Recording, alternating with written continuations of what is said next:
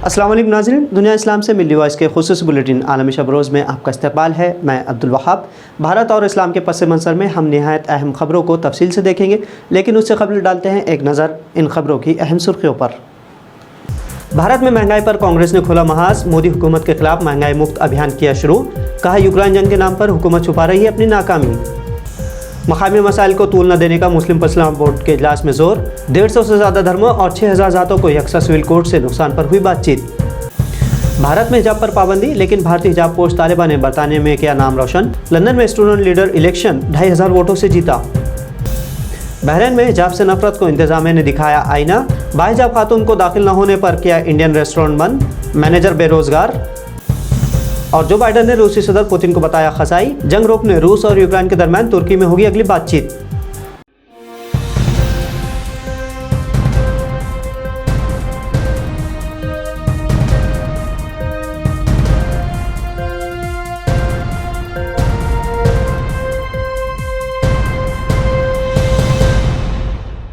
भारत में आवाम महंगाई की वजह से परेशान है। पेट्रोल की कीमतें मुसलसल बढ़ रही हैं, बेरोज़गारी बढ़ रही है, लेकिन हुकूमत सिर्फ झूठे वादों और नारों से आवाम को बहला रही है। मोदी हुकूमत यूक्रेन जंग को जिम्मेदार ठहराकर अपनी नाकामी छुपाने की नाकाम कोशिश कर रही है। इस तरह का कहना है कांग्रेस कायद गौरव गोगोई का। लोकसभा में गोगोई ने कहा कि 5 रियासतों में इंतखाबात होते ही हुकूमत ने पेट्रोल और डीजल की कीमतें बढ़ा दी। ये उन लोगों के साथ धोखा है जिन्होंने इंतखाबात में बीजेपी की हिमायत की थी। उन्होंने कहा कि आवाम पहले ही कोरोना वबा और लॉकडाउन जैसे हालात की वजह से माली मुश्किलात के शिकार हैं। उस पर महंगाई ने आवाम का जीना मुहाल कर दिया है।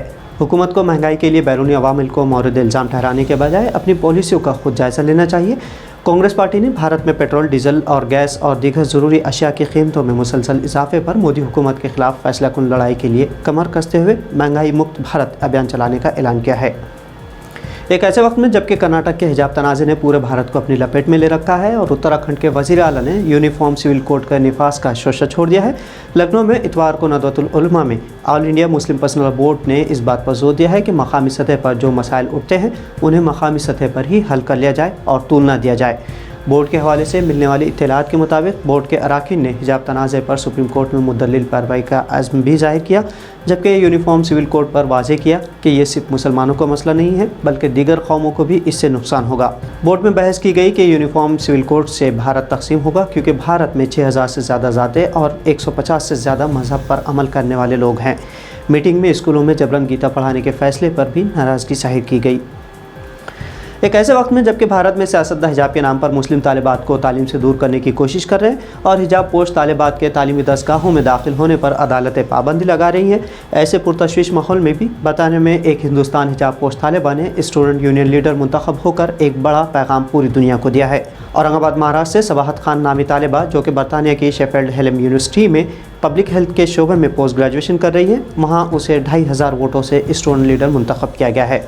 सबाहत के मुताबिक बरतानिया में लोगों ने ये नहीं देखा कि वो क्या पहनती है, बल्कि उन्होंने उसकी अहलियत को देखकर वोट किया और यही अहम है। सबाहत ने भारत के मारूफ अंग्रेज़ी अखबार इंडियन एक्सप्रेस से बात करते हुए कहा कि उन्हें हिजाब पर फ़ख्र है और वो हिजाब पहनने वाली ख़वातीन को बाइख्तियार बनाने जो कुछ भी मुमकिन होगा करेगी। भारत में भले हिजाब पर पाबंदी का मसला सियासी और हिजाब के बहाने इंतहा पसंद सियासी नफरत का बीज बो रहे हो, लेकिन बैनुल-अक़वामी सतह पर हिजाब को टारगेट करने पर हर बार फ़िरक़ा परस्तों को मुँह की खानी पड़ी है। कुछ इसी तरह का एक वाक़या बहरीन के शहर अल अदलिया में पेश आया, जहां लैंटर्न्स नामी एक हिंदुस्तानी रेस्टोरेंट को बंद कर दिया गया है।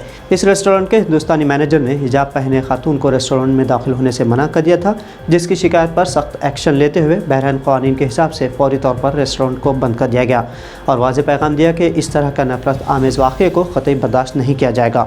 मामला मंजर आम पर आने के बाद होटल को न सिर्फ बंद किया गया बल्कि मालिक को भी हिरासत में लिया गया। होटल की जानिब से बाद में बहरीन में इस वाक़े पर माफ़ी भी मांगी गई और कहा गया कि जिस मैनेजर ने यह कारस्तानी की थी उसे फौरी तौर पर नौकरी से बर्खास्त कर दिया गया है। यूक्रेन और रूस के जंग के दरमियान तुर्की की पहल पर इन दोनों मुल्कों के दरमियान 28 से 30 मार्च के दरमियान तुर्की में बातचीत होगी। इस दौरान यूक्रेन को रूस में शामिल करने के लिए रेफरेंडम कराने की यूक्रेनी अलहदगी पसंद रहनुमाओं ने तजवीज़ दी है। दूसरी जानिब अमरीकी सदर ने पोलैंड में यूक्रेनी मुहाजिरीन से मुलाकात के बाद एक बयान में रूसी सदर व्लादिमीर पुतिन को खसाई करार देते हुए कहा कि पुतिन अब इख्तिदार में नहीं रह सकते। इससे पहले भी कई बार यूक्रेन ने इल्ज़ाम आयद किया है कि रूस यूक्रेन को तकसीम करके उसे हथियाना चाहता है। रूस यूक्रेन में लुहानस्क और इससे मुत्तसिल डोनेट्स्क के इलाके में अलहदगी पसंदों की हिमायत करता है और इसीलिए यूक्रेनी इंटेलिजेंस के सरबराह ने कहा है कि रूस यूक्रेन को 2 हिस्सों में तकसीम करना चाहता है और पूरे यूक्रेन पर कब्जे में नाकामी के बाद अब एक ऐसा इलाका बनाना चाहता है जो उसके कंट्रोल में हो। इंटरनेशनल मॉनेटरी फंड यानी IMF की सरबराह ने रूसी जंग के सबब आलमी मईशत पर दबाव की तस्दीक की है। मशरिक़ी वस्ता और दीगर खित्तों में शहरी बदअमनी का सबब बन सकता है, इस तरह उन्होंने कहा। फंड की सरबराह क्रिस्टलिना गेर्गिएवा ने कतर में होने वाले दोहा फोरम से खिताब करते हुए कहा कि रूस के यूक्रेन पर हमले और उसके बाद रूस पर लगने वाली पाबंदियों के सबब पैदा होने वाली माशी मुश्किलात से दुनिया के करीब लोग सबसे ज़्यादा मुतासिर हो रहे हैं। इस जंग से बुनियादी कीमतों में इजाफे और मुलाजिमतों में कमी का सामना है। उन्होंने कहा कि अगर हालात इस तरह से रहें तो 2011 में अरब स्प्रिंग की तरह दुनिया की हुकूमतों के खिलाफ शदीद मुजाहरे हो सकते हैं। तो नाज़रीन, मिल्ली वॉइस के आलमी शब रोज़ बुलेटिन में ये थी भारत और दुनिया की अहम खबरें जिसका असर डायरेक्ट या इनडायरेक्ट हम पर होता है। आपको खबरें कैसी लगी? आपकी राय कमेंट्स के जरिए हम तक ज़रूर पहुँचाएँ। और अब अब्दुल वहाब को इजाज़त दीजिए। आप देखते रहिए मिल्ली वॉइस की दीगर नशरियात। खुदा हाफिज़।